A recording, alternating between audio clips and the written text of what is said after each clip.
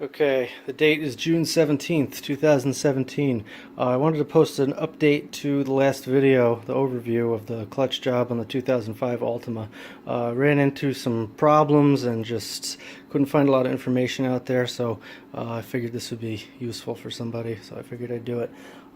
First of all, I didn't know anything about this when I started this project, but this is a dual mass flywheel, and if you want to know what that is, I suggest looking up the videos that L-U-K clutches produce on the basically the basics of the four-cylinder engine and how it's kind of a lobed rotation and why the dual mass flywheel was invented and why it's necessary. I had to learn about all that because I had to make the decision whether I was going to buy a new flywheel, which is like $370, or put the old one back in.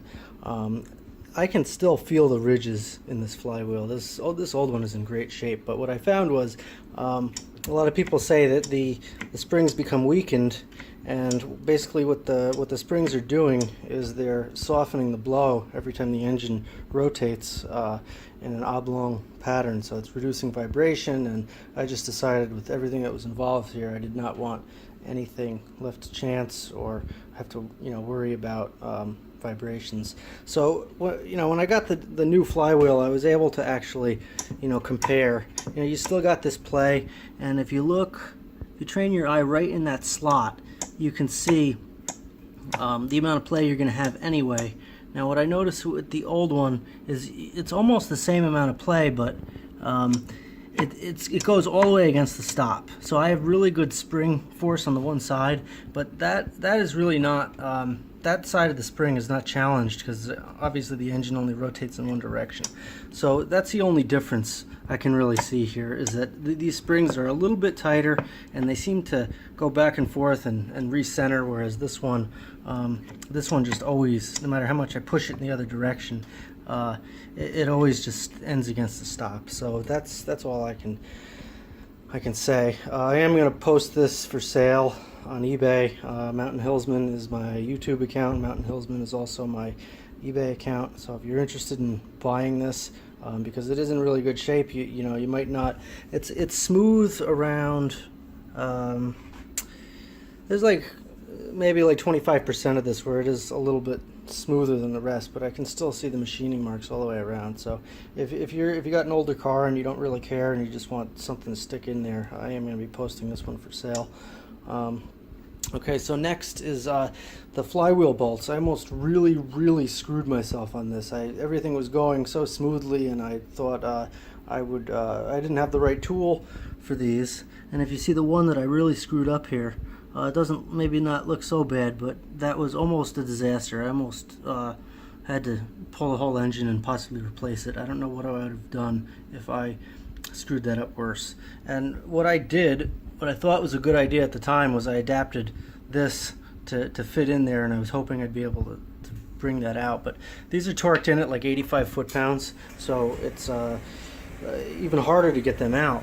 So that was attempt number one. Attempt number two was to use a T55 Torx bit, which I thought that's what it was, but these are not Torx, these are Torx Plus, and I had to figure that out the hard way as well after spending $15-18 on this. So just keep in mind, this will not work either. It's going to strip the bit right off. Fortunately, I didn't damage any of these things any further. I damaged the bit I bought, and then I had to actually order and wait several days for the proper tool, which is a Torx T55 Plus. So that's what you need. I needed a long breaker bar. I had to strap the engine in from the bottom. There's a couple videos out there of people demonstrating it, how difficult it is to get these out because the engine is not supported, and so the engine is moving as you're trying to put all this torque on these bolts. So what I did is I put an extra safety chain around the engine from the top. I still had my jack stand underneath, and then I actually put two ratchet straps, one to the rear frame of the car and one to the front bumper, to really hold the engine in place. And only after that was done could I get in a really comfortable spot with a really long breaker bar and put as even a pressure as I could. And I broke all those free, including the one that I screwed up. So don't make the mistake I did. Get the proper tool, take the time, get the engine secure, and you know, do it right, because otherwise you're just gonna cause yourself frustrations, as I did. Okay, moving on. So they also say you're not supposed to reuse these. I'm not really a torque wrench kind of guy. I generally do a lot of things by hand that serve me well, but this is something that is really torqued in to 85 foot-pounds according to the documentation. And as you can see, like even the good ones, they get well, that one's in pretty good shape, but even the ones in good shape are kind of worn, so they say it's a good practice to replace those. So this is the part number on that. I had to get these from Nissan, so they come in a pack of 10. So yeah, I recommend doing that based on everything I read. Next is the rear main engine oil seal. When you look up parts for this car, you're going to see like a few different types that like bolt on. There's like 3 or 4 bolts, and then this type. And it's hard to tell what exactly, you know, what type of oil seal you have until you get in there. But this is correct. If you look later in the video, I'm going to show a quick clip of what it looks like in the engine. So just, you got to extract this somehow, and then, you know, the new one will go in very easily. Next is this pilot bushing. This would get, you know, you would remove the old pilot bushing from behind the flywheel, and then you would tap this one in. And what I found is there was no pilot bushing in the engine to start with, and I'm still really confused as to what to do at this point. But in this case, a lot of transmissions, from what I've seen and all the research I've done on this, a lot of transmissions will have a shaft that comes out farther, and it will actually sit inside the pilot bushing. And it doesn't make a whole lot of sense to me, but I'm not very experienced in this. But in this case, this doesn't fit on here, and this is not the right size for the original hole, you know, beyond the flywheel anyway. So I just don't think by design this matters. The only thing it does matter for is this little alignment tool, which does fit in there perfectly. So with that in mind, I'm going to use this. I am going to tap this in. I'm going to use it for the alignment tool only, and I'm going to hope when I put everything back together that's correct. If it's not, I will certainly post an update, but let's assume it's correct for now. Okay, what's next? Here's the old clutch and pressure plate and throwout bearing. My pressure plate was also in great shape. I can feel a little bit of the machining marks. They are mostly gone on that. The clutch itself, you know, the initial grooves are still there. So I do a pretty average, you know, amount of driving based on the rest of the population. I do some towing, I do some highway, I do some city. It's you know, hodgepodge of all that. Very average driving conditions, I'd say. So the clutch held up great after 196,000 miles, and the reason why I'm doing this job is just because of the throwout bearing. And I will certainly adapt my driving practices after having to have done this whole job just because this one bearing failed. Anytime you have your foot on the clutch, even if you're not disengaging the clutch, just pushing it in by an inch, resting your foot at an intersection means that this throwout bearing is pushing against your shift levers there. So I had no idea about that, and that's why I'm doing this job. But I still got 196,000 out of it, so I'm okay with that. Moving on, I want to talk about removing these bearing seals. Actually, they're the CV joint seals. If you look in here, and I don't have any special tools for this, pullers or anything, but the screwdriver method works fine. But I do want to show this because there's a slot in here, and if you stick pretend the bearing was still in there, if you just stick your screwdriver all the way in and start going to town on this, which is what I did a little bit, you're not going to get the bearing out, or you're not going to get the seal out. You need to just, hopefully you see this video, and hopefully you are just aware, you know, you need to pry just on the upper lip of the seal. And a screwdriver didn't do it for me. I needed to use a crowbar. But as long as you're aware that lip is in there, and don't go to town on it way in, you know, just go just on the edge of the seal, they will pop right out.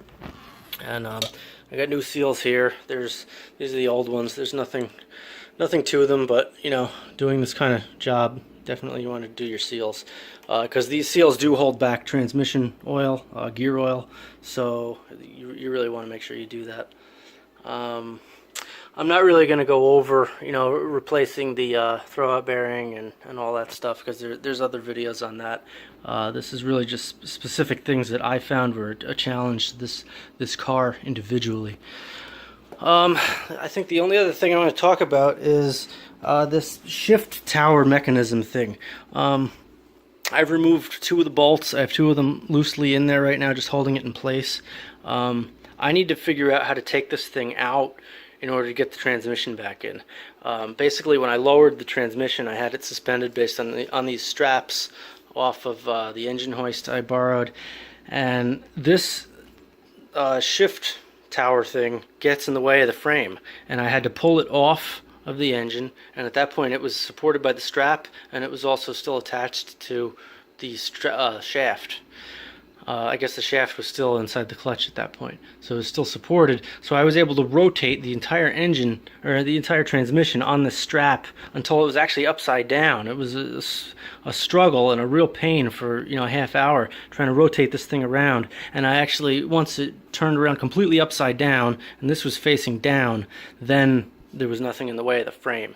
So I either have to figure out how to get this thing out, or I have to go through that annoying process again, or I have to lower the engine as much as possible and kind of angle it, because it's only, as you saw in the last video, it's only supported on that one side engine mount. So I can lower it down, and it'll kind of hang on that mount, and it'll come down at an angle. And I'm hoping that angle will help me out and make this clear. Now, when I removed these bolts, I tapped on this thing with a rubber mallet, being very careful, and I actually got it up to the point where you can see it, the seam is right there. There's an O-ring in here, and it comes right out, but then it gets stuck and it stops. Now, I don't know what gear this was in. Right now I'm pretty sure it's in neutral, and I'm hoping that, I think I was in a gear at that point, and I'm hoping that by this being in neutral, it will come out. And then from there, I'll just have to try different gears until hopefully it comes out. I know boats, you know, when you take the rear outboard off, you need to be in forward or reverse or a special gear in order for it to come out. So I'm hoping it's the same kind of thing. Otherwise, it's going to be really challenging getting this thing back in with this piece still on there. I guess I'll talk about this grease real quick. A lot of people recommended this. The clutch itself comes with this little tiny tube, and I just decided to go with this. So this is going to be used to lubricate the clutch spline and the shift fork and all of that. Yeah, a lot more fasteners since last time, but yeah, the job is going well. And I'm going to cut to a voiceover. I'm going to show a couple things in the engine bay. I'm on to replacing the clutch master cylinder. That was a real pain to get to. As you can see, I went through, well, we'll get to that in the voiceover. So this is probably the end of the video for now, or the end of the series, that is. I really hope it helps somebody. This was a real challenge to take on, and these were all of the little things that I ran into that would have been nice to see something like this beforehand. So again, hope it helps somebody, and thanks for watching. Let's go to the voiceover. Alright, this last part's going to be real quick. I just wanted to show how deep in there the clutch master cylinder is. I had to remove the brake master cylinder in order to get to it, and I decided to go in from the bottom, so that was required. There's other methods out there to get to it from the top, but you have to take out the windshield wiper assembly and a whole bunch of other stuff, so I chose to not pursue that method. So bleeding this is going to be a real pain, considering the clutch, or the brake master cylinder, has gone dry. But I'll deal with that, and that was expected. Just taking a look underneath here. Bolts weren't that bad to get at. It's always fun to see daylight in these places of your vehicle. And this is about it. So again, I hope this helps somebody, and thanks for watching.